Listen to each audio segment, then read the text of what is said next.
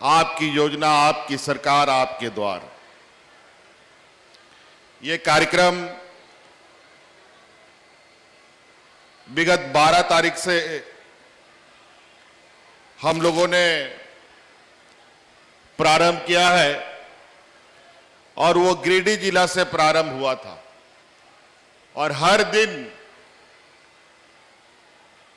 आपके पंचायतों में, प्रखंडों में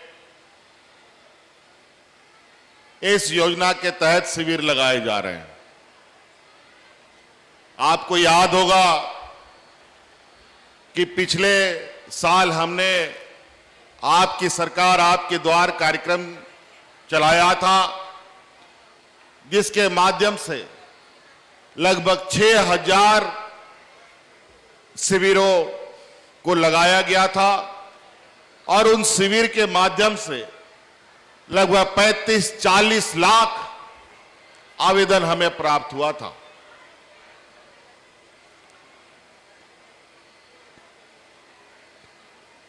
और आपको यह जानकर खुशी होगी, इन 35 लाख से अधिक आवेदनों में से अधिकतर की समाधान तो उसी शिविर में ही समस्या का समाधान हो गया था और जो उस शिविर स्तर का समस्या नहीं था उसको जिला स्तर पर समाधान किया गया। बड़े पैमाने पर लोगों का उत्साह और सरकार आपके द्वार कार्यक्रम को सफल लोगों ने बनाया।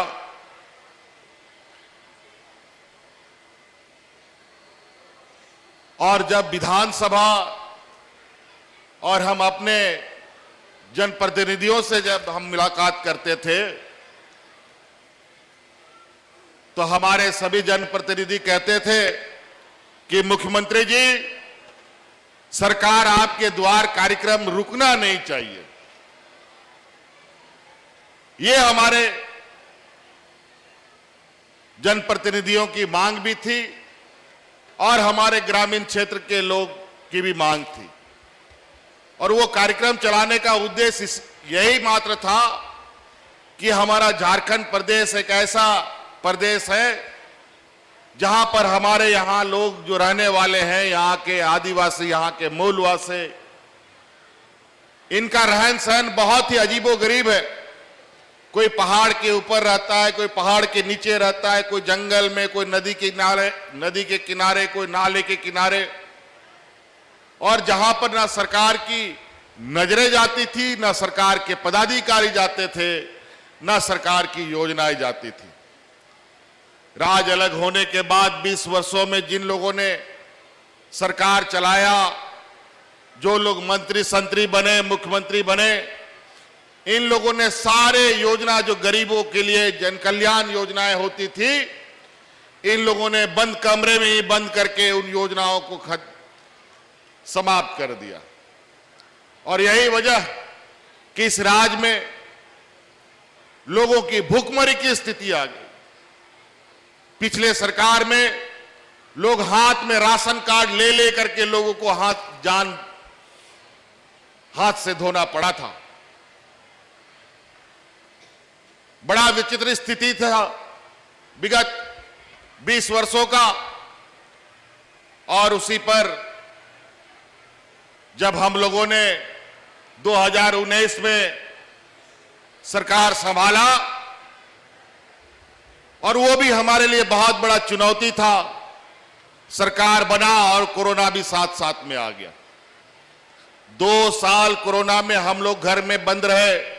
हाट बाजार, दुकान, फैक्ट्री, कारखाना, स्कूल, कॉलेज, गाड़ी मोटर, हवाई जहाज सब बंद हो गया, कुछ भी नहीं चलता था।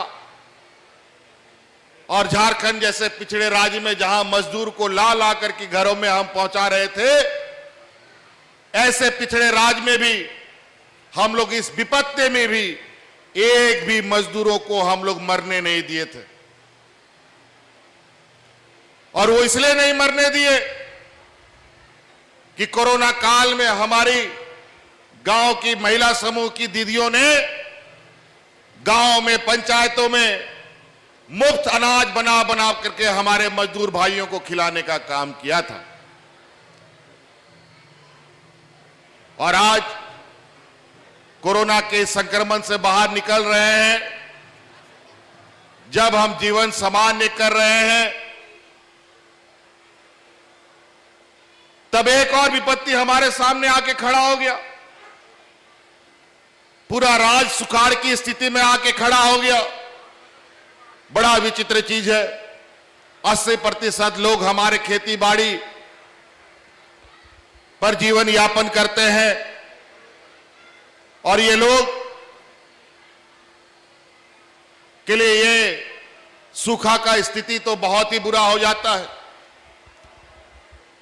इससे पहले जब पूर्व के सरकार में ना समय पर बीज मिलता था, ना खाद मिलता था, भगवान भरोसे किसान अपना जीवन बिताता था।